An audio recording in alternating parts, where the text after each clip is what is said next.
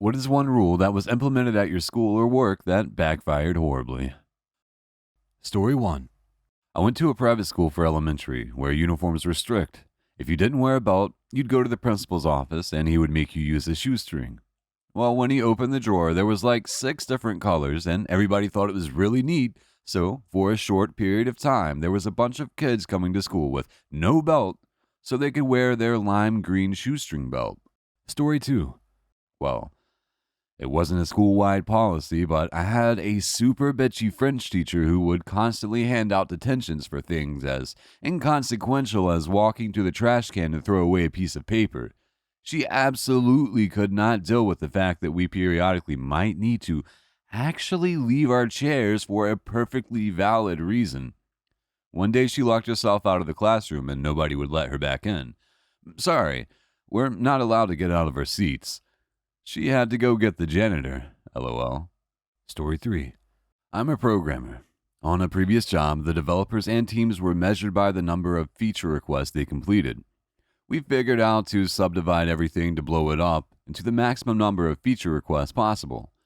A manager might request a new report. We'd set up separate feature tickets for create button, make button blue, make button respond when clicked, implement business logic, display results in grid, allow sorting of grid, and so on. We subdivide a 1-day task into 20 one-hour tasks. Management loved it. Our team looked 20 times as productive, despite deliberately slowing ourselves down with red tape. Story 4. In my dorm, if you did something that triggered the smoke or fire alarm, you had to do a safety presentation for everyone on your floor. This was intended to deter pranksters from pulling the alarm. A guy on our floor was making grilled cheese in the kitchenette and burned it, which legitimately triggered the fire alarm. Afterwards, he explained, assuming since it had been a legitimate alarm and not a prank, that he wouldn't have to do a presentation.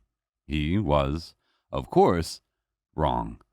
So the next Wednesday night, the entire floor assembled, and we were treated to a 30-minute safety presentation on the dangers of grilled cheese sandwiches. It contained literally nothing about fire safety. It was all choking hazards and cholesterol. Our RA was furious, but the student pointed out that the write-up that he'd just been given just said safety presentation. He didn't get any more presentations after that. Story 5. My company, as part of its alcohol policy, said you should not drink for at least 4 hours before coming to work. When engineers got called about production problems over the weekend, they all just had a beer, but could be there in about 4 or 5 hours. My company tried a policy of absolutely no alcohol on site, even for parties, picnics, or anything. It stopped just after a few weeks when some employees demanded that the almost weekly cocktail parties for the directors and important managers be alcohol-free too, or they would report them. Story 6. Overtime is paid in free time instead of money. 3 people quit so far, more people planning to. No new hires to be found. It's probably just a matter of time before this shop closes down. Story 7. No running during recess. It was made because some kid in the 2nd grade ran and tripped, so for whatever reason, they restricted running for all grades K through 5th. Everyone should know that when you ask a 5 to 10-year-old not to do something, that's the next thing they're going to do. They started running in the halls, the cafeteria, the classrooms, and you'd bet your ass they ran outside. After a week, the teacher stopped enforcing it, and everyone stopped caring. Story 8. My high school had a really bad problem with students showing up to class 5 minutes late every day, so they tried 3 different solutions. First, they stopped letting us use lockers. They quickly found out that just meant that nobody brought their books to class. Next, they decided to ban the use of restrooms between class periods. Teachers started complaining about everyone asking for bathroom passes as soon as class started, so that was abandoned after a week or so. Lastly, one week, they made a ton of announcements, Monday to Wednesday, that all students were to be on time for class. Then on Thursday, they suspended any student who was late for insubordination. Turns out that included half of the football team. This occurred right before the biggest game of the year. In a town of 4,000 people, this game attracts 16,000. So, yeah, they gave that up as well. Story 9. I used to work for a production company that employed a lot of really skilled, award-winning editors. There were producers and executives and directors, but the real moneymakers, the people who really made the company, were the editors. so the company was basically centered around them. The executives would always order in food for the editors, and the editors would usually eat in their offices while doing their thing. One day, the executives decided to cut paid lunches to save money. The editors all thought this was a dick move, so they'd go out for lunch and sometimes stay out for like 3 hours. There was nothing the company could do, really, because these editors were top of their game, and if Warner Brothers heard that the editor they always used had just left, they might leave too.